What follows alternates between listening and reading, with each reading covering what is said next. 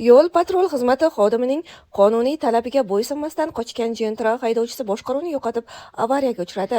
Gentrani quvlab kelayotgan GAI xodimlari qoidabuzarni tezda qo'lga olishgan. Ijtimoiy tarmoqlarda bu video tarqalgandan so'ng izohlarda GAI xodimi quvlashga haqqi yo'q degan izohlarni ko'rishingiz mumkin. Xo'sh, ko'rib chiqamiz. Haqiqatan ham GAI xodimlari quvlashga haqqi bormi yoki yo'qmi?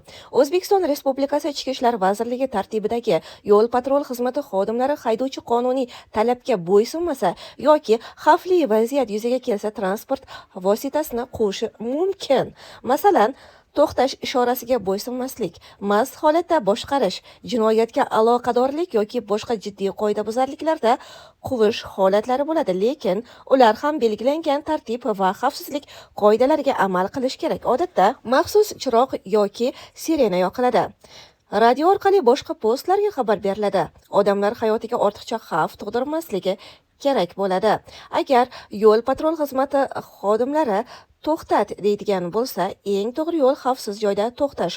Qochish holati keyinroq yanada og'ir javobgarlikka va og'ir holatlarga olib kelishi mumkin.